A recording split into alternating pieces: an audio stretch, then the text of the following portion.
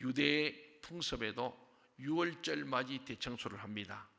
꼭 봄맞이. 3월 말하면 4월 초가 6월절입니다. 우리로 치면은. 그래서 6월절 또 무교절 한 주간 7일간 진행되는데 그 전에 집안에 있는 누룩들을 다 찾아가지고 다 제거를 합니다.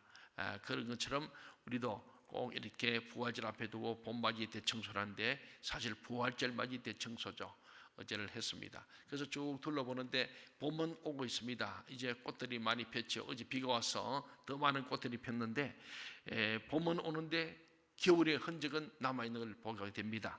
마른 풀들과 앙상한 나뭇가지나 이 모든 지난 겨울의 흔적들이 있죠. 생기가 사라진 겨울의 흔적 속에서 봄은 생명력을 피워내고 있습니다. 그런데도 역시 겨울의 흔적은 이 봄과 함께 공존함을 봅니다. 우리 몸에도 상처난 흔적이 있습니다. 마음의 상처의 흔적도 있을 수 있습니다. 병들었던 흔적도 있습니다. 어쩌면 우리 살아온 인생 전체가 우리 흔적이죠. 발자취가 있는 족적이 있는 겁니다. 오늘 본문의 말씀은 바울 사도가 그의 예수의 흔적을 가졌음을 선포하고 그 예수의 흔적은 십자가의 흔적이고 그 십자가를 내가 자랑한다고 하는 아주 짧은 말씀이지만은 오늘 고난주의를 맞고 고난주의를 맞는 우리들에게 특별히 장기를 기정하고 헌질하고 육신을 기념하는 이 시기에 우리에게 필요한 말씀이 아닐까 생각하며 이 말씀을 함께 나누고자 합니다. 첫 번째로 바울에게 있는 예수의 흔적은 예수님의 십자가입니다. 바울이 내가 예수의 흔적을 갖다 이 말은 내게 예수님의 십자가의 흔적이 있다, 그런 말씀이에요. 오늘 본문 17절을 다 같이 한번 읽어보겠습니다. 시작. 이후로는 누구든지 나를 괴롭게 하지 말라. 내가 내 몸에 예수의 흔적을 지니고 있노라. 아멘. 예수의 흔적을 가졌노라, 지니고 있노라. 근데 이 흔적이란 말은 헬라어로는 원문에 스티그마라고 합니다. 스티그마. 우리가 뭐 스티커를 붙인다 그러잖아요. 거기서 나온 얘기예요. 스티그마, 흔적, 스티커. 스티그마. 근데 이 스티그마는 본래의 뜻은 뭐냐면요, 주인이 짐승의 가축을 키우는 주인이 마련인데 붉은 불도장을 찍는 거예요. 그러니까 불도장을 찍어서 자신의 소유물 표시하는 게 바로 스티그마였습니다. 또 사람 노예도 옛날에 내가 이는 내 종이다, 내 노예다 이러면서 노예에게도 그런 불도장을 찍었습니다. 다시 말하면 화인이라 그러죠. 불도장. 그러니까 인두처럼 불에 펄게 달궈서 그 사람은 화상을 입히는 거죠. 그래가지고 쭉 해서 살결에다가 완전히 흉터를 내는 겁니다. 이게 바로 흔적, 스티그마의 본래의 뜻입니다. 바울은 자신의 몸에 예수 그리스도의 표시가 있다고 말하는 거예요. 마치 불도장을 맞은 것처럼 지울 수 없는 예수의 흔적이 있다, 그렇게 말합니다. 바울은 예수 믿는 사람들을 감옥에 보내고 사형시키던 사람이었어요. 그래서 예수님이 다마스크에서 만났을 때 사울아 사울아 누구십니까? 네가 핍박하는 예수다. 자기는 예수를 핍박한 적이 있고 교회를 핍박했거든요. 예수 믿는 사람들의 모임인 교회를 핍박했는데 내가 핍박한 예수란 말을 듣고 난 뒤에 바로 예수님이 교회고 교회가 예수님에서 알게 됩니다. 그리고 예수를 정말 믿는 사람들을 잡으러 가서 감옥에 넣고 죽이려고 가다가 다메섹에서 예수를 만난 후에 회심을 합니다. 내가 지금까지 하나님께서 열심히 한다는데 결국은 예수를 핍박한 자가 되었구나. 바로 자기식 열심이죠. 하나님을 진짜 바로 알고 믿고 성령에 의하여서 그가 충성해서 했는데 자기 열심으로 자기는 하나님을 잘 믿고 하는 게 충성이 뭐냐? 예수 믿는 사람을 잡아 죽이는 거다. 예수를 이단자로 몰고 예수 믿는 자를 잡아주고 그들의 모임인 교회를 회파하는 것이 하나님께 충성하는 것인 줄로 생각했는데 다마스커스에서 네가 핍박하는 예수, 교회를 핍박하는 사울, 너를 향하여 내가 부활의 주님 만난다는 이 놀라운 사건 앞에 고꾸라에서 3일 동안 눈을 뜨지 못하고 보지 못했습니다. 그 후에 3년 동안의 아라비아 광야에서 철저하게 회개하고 성령을 만나고 거기서 다시 한번 예수 그리스도의 놀라운 은혜를 경험하면서 3년이 지나 후에 다시 고향 다소로 갔을 때 바나바가 그를 끌어내어서 바로 안디옥에서 선교사로 파송되었던 바울 사도입니다. 그가 이제 복음 전도를 하는 가운데 갈라디아서를 서면서 나는 나를 괴롭히는 수많은 사람이 있지만은 나는 예수 위에 살고 예수 위에 죽는 사람이다. 예수의 흔적, 복음의 흔적이 나는 많이 있다고 그는 말하고 있습니다. 예수님 만난 뒤엔 바울의 인생이 완전히 바뀌었습니다. 예수 믿는 사람을 죽으라 미워하던 사람이 목숨 걸고 예수 믿으라고 전하고 다니는 거예요. 그랬더니 바울이 사람들에게 많은 오해를 받습니다. 전에는 예수 믿는 사람 잡아 죽이면서 크리스찬 사람이 갑자기 예수가 그리스도라 그러고 예수의 복음을 전하니까 많은 오해를 하게 되었죠. 그리고는 바울이 사람들에게 예수 믿어야 합니다. 예수 믿고 정직하게 의롭게 바르게 살아야 한다고 그렇게 외쳤습니다. 그때 사람들이 저거 사울이 미쳤구나, 이름도 바울로 바꿔가지고 다니면서 정말로 예수 복음을 전하는 보니까 예수 그리스도를 복음을 전할 때마다 바울을 사람들이 오해한 거예요. 심지어는 12 지하들도 베드로도 오해했어요. 저 사람이 바나바가 와서 이제는 예수 믿는 사람이고 3년 동안에 아라비아 광야에서 완전히 회개하고 돌아와서 성령 충만한 사람이다. 이제 저는 복음을 전하자다. 성서 파송한다니까 베드로도 만나기를 꺼려했어요. 왜? 전에 이해 가잖아요. 이 사울이라는 사람이 바울이다 그러고 예수를 믿고 예수 복음 전한다는데 전에는 예수 믿는 사람을 핍박하고 감옥에 넣고 죽였던 스데반을 죽였던 운명이 어떻게 갑자기 예수의 증인 사도가 될 수 있느냐. 그러다 또 사도도 아닌 것이 자꾸 자기 사도라 그러니까 많은 오해가 있었습니다. 그리고 싫은 소리 듣고 고생도 수없이 많이 합니다. 고린도후서 11장에 보면 바울이 예수 믿는다고 참 고생을 했는데 자기가 그러는 내가 예수 믿는 것 때문에 예수 복음을 전하다가 곤장을 5번이나 맞았다. 이 곤장이라는 거는요 40대를 치면은 사람이 죽어. 이 곤장을 뭐냐면 40대 맞으면 사람을 죽는 거예요. 그래서 40대에서 한 대를 가만 39대까지 죽기 직전까지 두들겨 패는 것이 곤장이라는 건데 그걸 5번이나 행했다. 그러니까 5번 죽도록 맞았다는 겁니다. 죽기 직전까지 완전히 기절할 때까지 맞아가 숨만 붙인 것이 5번이나 된다. 바울의 일생 가운데 돌로 맞아가지고 머리가 깨진 또 한 번이 있었다. 배를 타고다 파설 당해서 죽을 뻔한 때도 있었고 사막을 복음 전하러 가다가 목이 말라서 배고파 죽을 뻔한 적도 있었고 예수님 때문에 교회 때문에 잠을 제대로 자지 못하고 굶는 날도 많았고 추위에 떨어했던 일이 다반사했다는 거예요. 그런 교회를 핍박한 자인데 바울은 1차, 2차, 3차 갈 때마다 교회를 세웁니다. 그 많은 교회를 개척하게 됩니다. 가서 교회를 세워놓고 또 다른 교회 세워놓고 세우는. 그리고는 2차 때 다시 돌아오면서 그 교회를 든든히 세우던 일들을 우리가 알고 있습니다. 고린도후서 1장 5절에 보면요 예수 그리스도의 고난이 우리에게 넘쳤다 내게 넘쳤다. 그러니까 고난을 넘치도록 받았다고 그는 말하고 있습니다. 이렇게 바울은 복음을 전한다는 이유 하나로 육체와 이 마음에 수많은 상처를 받았습니다. 이 상처가 오늘 제목처럼 영광의 상처고 십자가의 흔적이 되었습니다. 그래서 바울은 내 몸에 오늘 17절 말씀처럼 예수의 흔적을 지녔다, 가졌다, 예수의 흔적이 있다. 우리 하나님 앞에나 사람 보여줄 내가 예수의 흔적이 있으니 이제 날 더 이상 괴롭게 하지 말아라. 나보다 더 많은 예수의 흔적이 있다면 나와봐라, 이런 얘기입니다. 자랑하려는 게 아니고 그만큼 예수 그리스도를 위해서 고난을 많이 받았다. 예수의 흔적, 십자가의 고난이 내게도 있다는 것을 그는 자랑하고 있습니다. 한 사람의 생명을 구원하는 복음이 너무나 중요하기 때문에 생명의 위협을 무릅쓰고 다니면서 얻었던 그 상처, 죽을 고생하고 죽을 고비를 수없이 넘기면서도 복음을 전했던 그 상처가 이제 내게는 예수의 흔적이 되었다고 고백하는 거예요. 사랑하는 여러분, 여러분에게는 예수님 때문에 받은 상처가 있습니까? 고난이 있습니까? 그 흔적이 있는가? 상처 없는 사람, 흔적 없는 사람은 영광도 훈장도 없습니다. 내 십자가 있어야 나는 예수의 사람이라는 표시가 이 심령 속에 흔적으로 쌓인다는 거예요. 이 얼마나 거룩한 흔적입니까? 예수님 때문에 고난받고 예수님 때문에 감옥 가고 예수님 때문에 우리가 명예의 이익을 잃는다면 그것은 예수의 흔적이 맞습니다.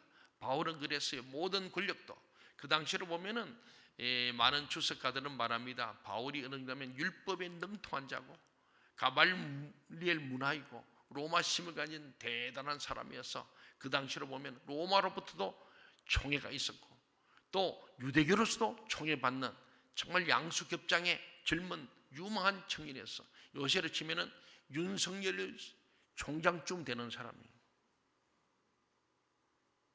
별로 안 좋아합니까? 네. 지금 60%의 지금 뭐 지지를 받는 놀라운 사람이에요.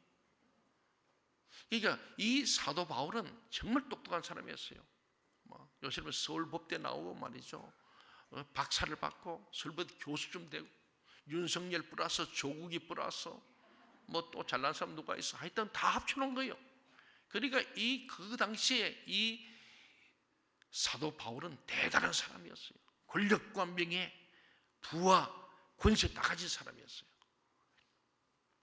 근데 그걸 다 버리고 예수를 위해서 고난을 자초한 사도 바울은 오늘 말했던 내게는 예수님처럼 하늘 보좌를 버리고 이 땅에 인간의 mol고 종이 되시고 죽게 복종한 그 예수의 흔적이 내게 있다는 거예요. 예.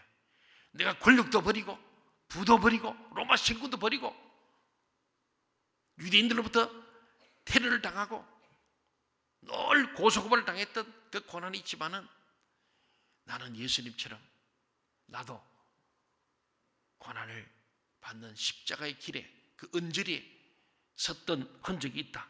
얼마나 거룩한 흔적입니까? 우리도 이러한 흔적을 사모해야 할 줄로 믿습니다. 네. 두 번째로 이 예수님의 십자가가 뭐냐? 예수의 십자가가 바로 우리들의 구원의 흔적입니다. 주님의 십자가가 없었다면 우리는 구원이 없습니다. 예수의 십자가에 죽지 않았다면 우리는 구원이 없어요. 부활도 없습니다. 영생도 없습니다. 희망이 없어요. 우리 모두가 태어날 때 뭐 내가 운하도 운치 않던 김씨로 이씨로 이렇게 태어나잖아요. 남자로 여자로 태어나는 겁니다. 우리 모두는 죄인으로 태어납니다. 그래서 모든 사람이 죄인입니다. 안타깝게도 우리에게는 죄를 해결할 능력이 없습니다. 우리 인간이 아무리 잘나도 죄 문제를 해결할 수가 없어요. AI도 못합니다. 예, 아무리 4차 산업시대가 오고 뭐 과학이 발달해도 죄 문제를 해결할 길이 없어요. 사회 규범인 죄, 실정법의 죄는 법정에서 판사가 해결합니다. 유죄 무죄를 판단해서 징역을 살든지 벌금을 내든지 그래서 하여튼 자기 형을 살면은 나 죄값 치렀다는 겁니다. 죄가 해결되는 거예요. 그래서 불고불리 한 번 고소한 거는 더 이상 못하고 한 번 벌 받은 거는 다시 벌 받지 않습니다. 예. 그래서 그 죄값을 치르다 끝이에요. 조두순 씨가 성범죄를 했지만 이제는 형을 다 살면서 나는 이제 죄값 치렀다 하는 거예요. 그래 자유인입니다. 그러니까 그 사람 기초연금도 받는 거예요. 우리는 법감정으로 그놈 나쁜 놈이다. 그러니 절대로 또다시 집어넣어라. 다시 못 나오도록 법을 바꿔서라도 계속 평생 살게 해라. 뭐 그러지만은 법은 죄형 법정주의입니다. 죄가 있으면 법이 있어야 법에 저촉돼야 죄가 되거든요. 그리고 그 죄형을 다 살았기 때문에 그는 이제는 자유인이 되어버린 거예요. 그래서 국가가 보호해 줘야 되는 거예요. 우리 법과 그러니까 우리 인간의 이 법의 죄값을 치는 것은 우리가 봐도 만족함이 없습니다. 그러나 하나님과의 관계 속에서의 죄는 인간이 절대로 해결할 수가 없습니다. 죄는 인간이 하나님을 떠난 문제이기 때문입니다. 아담 하와가 결국은 하나님을 떠나버린 그런 낙원에 쫓겨난 신라벌의 죄죠. 그 죄는 인간이 절대 해결 못해요. 인간이 하나님을 떠나버려서 돌이킬 수 없이 멀리 와버렸습니다. 이젠 우리 스스로 하나님께 돌아갈 길이 사라져버렸어요. 오늘 예수를 믿으면서도 제멋대로 믿는 사람들이 있어요. 어쩌면 사탄교 1조를 신봉하는 건 마찬가지입니다. 우리는 하나님의 말씀대로 살아야 합니다. 내 생각과 내 철학과 내 인연과 내 사상과 내 경험으로 사는 게 아니에요.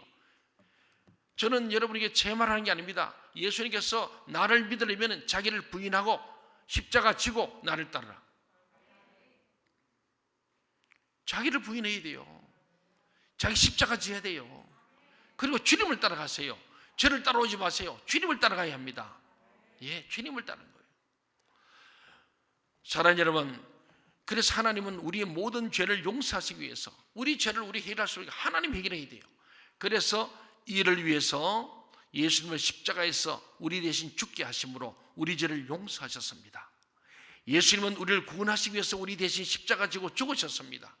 머리에는 가시밀관의 흔적이, 몸에는 이 채찍의 흔적이, 옆구리에는 창에 찔린 흔적이, 양손 양발에는 못자국이 흔적으로 가득합니다. 세상에 이렇게 처참하게 죽은 사람 없습니다. 예수님은 나 대신에, 우리 대신에 침뱉음을 당하시고 채찍에 맞으시고 창에 찔리시고 가시관 쓰시고 못 박혀 죽었습니다. 그 흔적이 예수님의 몸과 마음에 고스란히 남아 있습니다.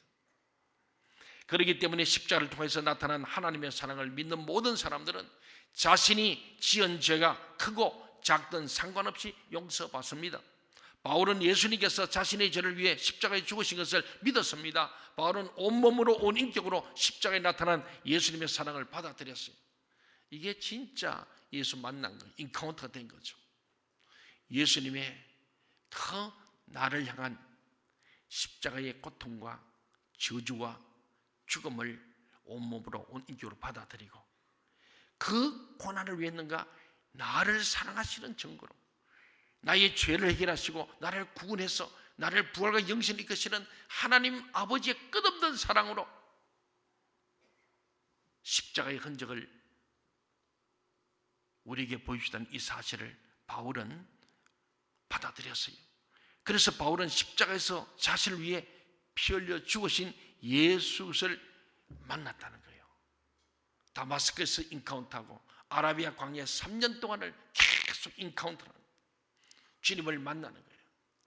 십자가에 달리신 주님을 만나고, 창에 찔리신 주님을 만나고, 손과 발에 못자국을 본 그 예수님의 흔적을 그가 계속 만나는 인카운트를 계속 하면서 자기의 과거의 잘못을 다 회개하고, 예수님을 핍박하고 예수님 자를 잡아 죽인 것을 핍박하고 스데반을 돌로 쳐 죽인 그를 진두지휘했던 것을 철저히 회개하면서, 그래서 그는 고백합니다.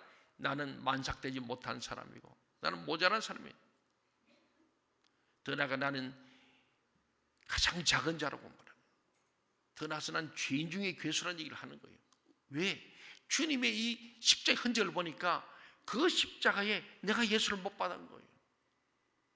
그러면 내가 대역죄인을 깨닫고 내가 죄인 중에 계시고, 나는 나 같은 죄인은 도저히 용서할 수 없는 죄인인데, 그 죄인 중에 죄인인 나를 주님이 직접 찾아오셔서 인카운테이션 그 은혜 앞에 온 인격으로, 온 몸으로 받아들이며, 주님 이제부터 나도 예수로만 살겠습니다. 나는 죽고 예수로 살겠습니다. 나도 예수님처럼 십자가의 흔적, 예수의 흔적을 내 몸에 갖겠습니다. 그리고는 1차, 2차, 3차 전도를 하면서 그는 생명도 아까지 않고 그의 시간도 물질도 모든 것도 주를 위해서 올인하십니다. 결혼도 하지 아니하고 독신을 주장하면서 오직 주님을 위해서 어떻게 하면 한 시간도 더 복음을 더 전할까? 그래서 가정도 버리고 자기의 권력도 버리고 쾌락도 버리고 부도 버리고 명예도 다 버리고 오직 예수님처럼 그는 순교할 때까지 예수에 살고 예수에 죽었던 바울 사도, 그가 오늘 우리에게 말합니다. 이유는 누구든지 나를 괴롭게 하지 말아라. 내가 내 몸에 예수의 흔적을 지녔기 때문이라고 말합니다. 오늘 저와 여러분도 이렇게 바울처럼 감히 말할 수 있기를 간절히 소원합니다. 그 감동이 자신의 삶을 뒤흔들어 놓았습니다. 십자가의 죄사함이, 십자가의 새 생명이, 십자가의 천국이 있음을 알았어요. 그래서 고라니 감사했으며 오해가 기쁨이었고 핍박 때문에 당당했습니다. 바울이 그런 마음으로 세상을 살았기에 그에게 예수의 흔적, 십자가의 흔적이 생긴 것입니다. 예수님의 흔적을 가진 사람들은 십자가를 자랑하는 거예요. 십자가 혐오의 대상이 아니라 그 십자가의 흔적이 나를 구원했다, 나를 살렸다는 이 믿음이 확실히 생기니까 그 십자가를 바라볼 때마다 예수님의 자기하는 사랑의 흔적을 보게 되고 사랑하게 되고 자랑하게 되었습니다. 바울은 우리 주 예수 그리스도께서 지신 십자가 위에 결코 자랑할 것이 없다고는 말하지 않습니까? 우리의 자랑은 십자가, 내게 있는 십자가의 흔적, 예수의 흔적을 자랑해야 될 줄 믿습니다. 돈 많은 거 자랑하고 옷 잘 입은 거 자랑하고 얼굴 잘생겨 자랑한 게 아니고 십자가의 흔적을 자랑하는 저와 여러분 되기를 바랍니다. 마지막으로 내게 있는 예수의 흔적은 무엇인가? 바로 내 십자가입니다. 자기를 부인하는 자만이 자기 십자가를 지고 주를 쫓을 수 있어요. 예수 믿는다는 것은 내가 예수의 흔적을 갖는 거예요. 그 흔적은 내게 주어진 십자가입니다. 예수 따르는 제자는 십자가의 흔적이 있어야 마땅합니다. 성도는 십자가의 흔적을 만들어가는 사람들입니다. 하나님이 나에게 주는 십자가를 치면은 십자가의 흔적이 남게 됩니다. 십자가의 흔적은 예배만 드린다고 되는 것이 아닙니다. 금식한다고 되는 것도 아닙니다. 기도만 한다고 되는 것이 아닙니다. 나에게 운명처럼 다가오는 내 십자가, 나의 십자가, 내게 맡겨진 십자가를 질 때에 예수의 흔적이 생깁니다. 사람들은 십자가를 지라고 하면 부담된다고 말합니다. 어떤 분이 저에게 찾아와서 목사님, 저는 장로가 안 되렵니다. 왜요? 그 십자가 너무 무거운 걸 알기 때문에 저는 질 능력도 안 되고 질 수가 없습니다. 참 겸손하고 진실한 사람이. 그러나 거기에서 우리는 한 걸음 더 나가서 믿음의 세계로 가야 합니다. 내게 맡겨주신다면 주님, 겸허히 짊어지겠습니다. 감당할 능력을 허락하여 주세요. 네. 제가 그런 사람이었어요. 일찍이 제가 벌써 초등학교, 중학교 때부터 너는 목사 되면 좋겠다. 그런데 저는 정말 싫었어요. 안 되고 싶었어요. 왜? 제가 다니던 시골교회 목사를 보니까 너무 고생이 많아. 지금 생각해보니까 이게 십자가의 흔적인데 제가 볼 때는 너무 찌질이 같아요. 예. 늘 고생하고 헐벗고, 뭐 사례도 제대로 받지 못하고, 그것도 잘하니 못하니 해가지고 2, 3년마다 쫓아내고, 그래서 보따리 사고 떠나는 그 목사님들이 자녀들을 제가 봤거든요. 같이 학교 다니는데 어느 날 보니까 교회의 질시와 혐오의 대상이 된 목사님 가족들을 제가 봤고, 참 어려워요. 저 청년이 되어서도 대천에 부대교회를 개척해서 서문화교회라고 교회를 개척해서 제가요, 저는 아무것도 아닌데, 평신도가 청년인데, 그래서 많은 그 오신 목사님들이나 많은 분들이 저보고 신학에서 목사 되라고 많이 했는데 저는 안 간다고 그러고, 저는 신학교를 안 가고 법과대를 갔어요. 주님이 제게 준 십자가인데 운명적 십자가였어요. 운명. 근데 거부하고 계속 딴 길로 계속 갔는데 결국 지금 주님 앞에 순종하고 이 길로 와서 벌써 30년이 지났습니다. 여러분, 십자가가 부담 안 되는 길은 뭐냐면 죽으면 돼요. 그리고 예수님께서 하신 말씀을 가만히 묵상하면 그래요. 자기 십자가 지고 나를 쫓아오려면 뭘 했냐? 너가 죽어야 된다. 1번이 그러잖아요. 자기를 부인하고 부정하고 죽어야 돼. 내가 죽지 않고는요, 계산해보면 십자가 질 수가 없어. 바울도 나는 날마다 죽노라. 죽었기 때문에 십자가를 질 수 있었어요. 그 고난의 십자가, 겟세마네 동산에 주님께서도 주여 이 십자가 내가 좀 꼭 지어야 됩니까? 할 수만 있으면 좀 이 십자가 좀 피하게 해주세요. 다른 방법 없습니까? 2번째까지 그렇게 기도하시잖아요. 마지막 3번째는 자기를 포기하는 기도, 자기가 죽는 기도입니다. 내 뜻대로 마시고 아버지의 원대로 뜻대로 행하시옵소서. 내가 죽겠습니다. 죽기로 각오할 때에 십자가 치는 거예요. 죽어야 십자가 칠 수 있습니다. 십자가만 부담되는 것이 아니라 인생 자체가 부담입니다. 어찌 저만 그러겠습니까? 우리 성도님들도, 장로님들, 권사님들, 집사님들도 그렇지 않겠습니까? 그 부담이 십자가 아니겠습니까? 십자가를 회피하지 않고 담담하게 지고 갈 때 거룩한 십자가의 흔적이 우리 마음과 얼굴에, 우리의 말과 삶에 쌓이게 됩니다. 그래서 십자가의 사람이 되어가는 거예요. 이제 십자가의 흔적이 있는 예배를 드리세요. 생명 예배가 됩니다. 십자가의 흔적이 있는 찬양을 하세요. 하늘문이 열립니다. 십자가의 흔적이 있는 봉사를 하세요. 백배로 결실합니다. 십자가의 흔적이 있는 기도를 하세요. 하나님을 만날 것입니다. 십자가의 흔적이 있는 직장생활을 하세요. 세상의 공평과 정의가 흐르기 시작할 겁니다. 다른 사람을 원망하고 지탄하지 말고 우리 믿는 사람들이라도 LH 사건에 연루되지 않으면 좋겠습니다. 우리 믿는 사람이라도 정말로 공평과 정의의 삶을 산다면 이 사회가 달라지지 않겠습니까? 십자가의 흔적이 있는 삶을 살아보세요. 그것이 천국입니다. 결론입니다. 가장 가까운 집안, 친구, 동료, 이웃이 내 십자가입니다. 누군가 거듭 구원하면 그것이 내게 주어진 십자가입니다. 내 마음에 자꾸 부담이 생기면 그것이 내게 주신 십자가입니다. 자꾸 피하고 싶은 것이 있다면 그것이 내게 주어진 십자가입니다. 서운한 것이 있다면, 작정한 것이 있다면 그것이 내게 주어진 십자가예요. 그러므로 십자가를 보면 불평하지 말고 감사하며 십자가 지고 갑시다. 십자가 지는 사람에게 예수의 흔적, 십자가 흔적이 생깁니다. 십자가의 흔적을 가진 사람들이 세상을 천국으로 만들고, 십자가를 피하는 사람들이 세상을 헬 조선으로 만듭니다. 혹 나는 이렇다 할 만한 십자가의 흔적이 없다고 생각하시는 분들이 있으시다면 오늘부터 십자가의 흔적을 만드시기 바랍니다. 우리 장기 기정도 했고 헌혈도 합니다. 교회 청소하는 일, 우리가 대단한 일 아닙니다. 그냥 사소한 것 같은 자그마한 일에도 여러분들이 주님 앞에 정말 좀 불편함을 감수하는 것. 챌린지 25 내일 전심 금식기도 하면서 그 금식음을 먹지 못한 사람이 줄 수 있다면 그것도 예수의 흔적, 십자가의 흔적이 되지 않겠습니까? 우리 모두가 다 오늘 바울이 고백한 대로 우리의 일생이 끝날 때에 나도 예수의 흔적이 있다고 말할 수 있는 저와 여러분이 다 될 수 있기를 주의 이름으로 간절히 소망합니다. 아멘. 기도하겠습니다.